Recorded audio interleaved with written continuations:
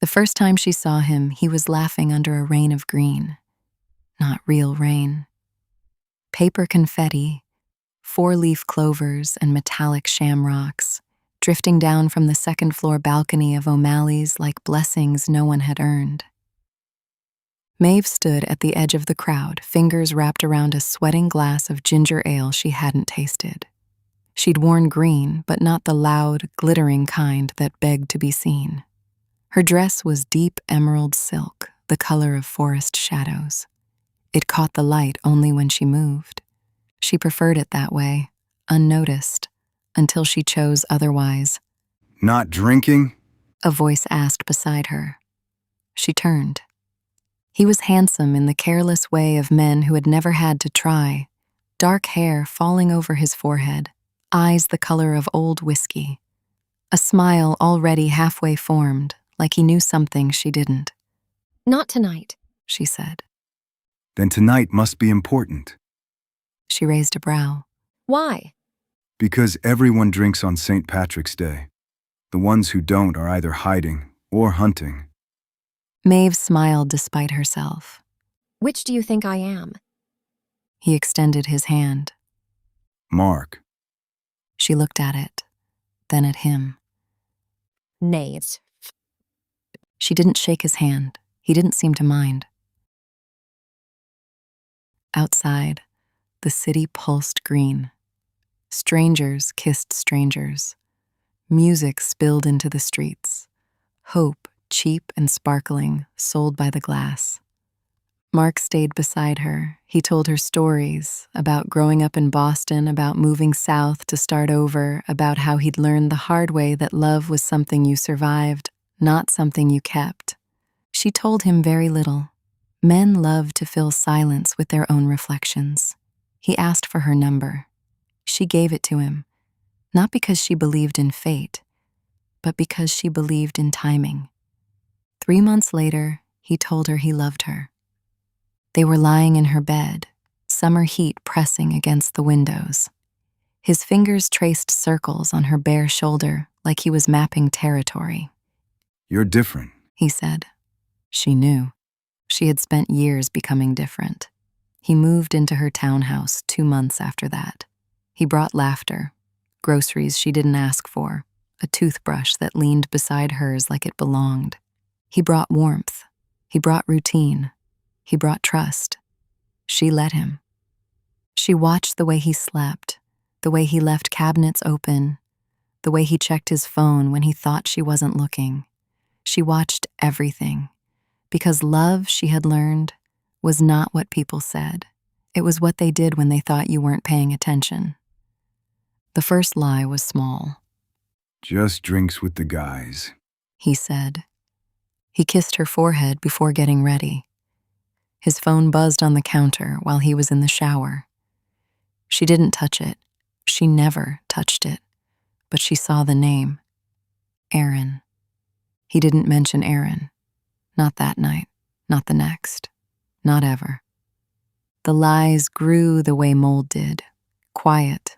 Spreading beneath the surface until the shape of everything changed. He worked late more often. He guarded his phone more carefully. He loved her more loudly. That was the strangest part. Men always loved you hardest when they knew they were losing you, or when they were already gone. She didn't confront him. Confrontation was for the innocent. And Maeve was not innocent. She was patient. She learned Aaron's last name. She learned Aaron's favorite restaurant. She learned Aaron didn't know Maeve existed. And she learned the truth. Mark wasn't just lying. He was stealing. Not money, not things. Time, promises, futures. He told Aaron he loved her too. He told Aaron Maeve was his ex. He told Aaron stories that weren't his to tell. Maeve didn't cry. She had cried once, years ago, for another man, for another betrayal, for another version of herself who had believed love was sacred simply because it was given. She would never be that woman again. She waited. That was the hardest part, waiting while he kissed her, waiting while he slept beside her, waiting while he built a life inside her walls that was never meant to last. She smiled. She cooked for him. She loved him. She learned him. Every habit, every weakness, every secret. She became the safest place he knew, because safety made men careless, and careless men were easy to break. He proposed to her in February, 1 year after they met. A gold ring, vintage, delicate. He dropped to one knee in their living room. Maeve, He said, voice trembling. you're my home. Home. She looked at him, at the man who had lied to her with her name still warm in his mouth. She smiled. She said yes, because revenge, she knew, was a dish best served with hope. She met Aaron in March. She wore green. Aaron wore white. It was almost St. Patrick's Day again. Aaron was younger than she expected, softer. She had the kind of face that still believed in promises. Maeve sat across from her in a quiet cafe. Mark talks about you. Aaron said, smiling nervously. Maeve tilted her head. Oh, He says you were important. Were. Maeve smiled. that's kind of him. Aaron hesitated. He's going to propose. Maeve let the silence stretch.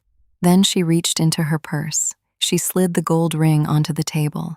Aaron's smile died. I think Maeve said softly. he already did. The truth destroyed Aaron quickly. Maeve watched it happen. Shock, denial, grief, rage, the stages of love's death. I didn't know. Aaron whispered. I know. Aaron looked at her. Why are you telling me this? Maeve met her eyes. Because he thinks we're alone. St. Patrick's Day arrived cold and bright. Mark kissed her before he left that morning. I'll see you tonight. He said. She smiled. You will. He went to O'Malley's. Of course he did. Some men never leave the place where you first found them. Maeve arrived an hour later. She wore the emerald dress, the same one. He saw her immediately. His face lit up. Maeve, He pushed through the crowd toward her. She smiled. Mark, He kissed her. She let him. come meet someone. She said. Aaron stepped forward. Mark froze. Confetti fell. Green, shamrocks, clovers, luck. His face went white. Maeve, He whispered. She tilted her head.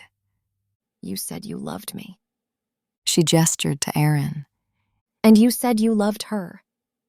Silence swallowed him. People were watching now. Always watching, I can explain. he said. Maeve smiled. No, She said gently. you can't. Aaron slapped him. The sound cracked through the room. Gasps. Mark looked at Maeve. Panic, fear, understanding. You set me up. Maeve leaned close. Her lips brushed his ear. I loved you. She whispered. Then she pulled back. And now, She said. I don't. She took Aaron's hand. They left him there, alone. That should have been the end. It wasn't. Because revenge, real revenge, was not loud. It was quiet. It was complete. 2 weeks later, Mark lost his job.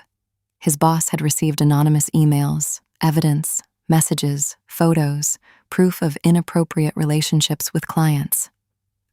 3 weeks later, Aaron filed a complaint. Financial manipulation, fraud. Mark had borrowed money from her. He had promised to pay it back. He hadn't. 4 weeks later, Maeve sold the townhouse. It had always been hers. Mark had nowhere to go. He called her. She didn't answer. He texted. She didn't reply. He showed up at her door. She didn't open it because she wasn't there. She was gone. 1 year later, she stood outside O'Malley's again. Another St. Patrick's Day. Another reign of green. Another beginning. She wore emerald silk. A man approached her.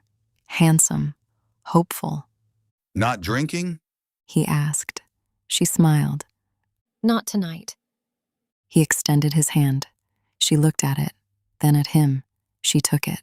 Because Maeve had learned something men never did. Love was not about luck, it was about power, and she had finally reclaimed hers. He wasn't the first. Mark wasn't even the worst. Maeve hadn't come to O'Malley's that first night by accident. She had come hunting. Years ago, a man had destroyed her. He had lied. He had cheated. He had left her with nothing but the knowledge that she had been easy to break. So she had remade herself. She had learned men. She had studied them. She had become their mirror. She found them in celebrations, in moments of hope. She let them love her. She let them betray her. And then she took everything back. Not because she hated them, but because she refused to ever be powerless again. Mark had just been her latest lesson, not her last. Confetti fell, green, endless. Maeve smiled and waited.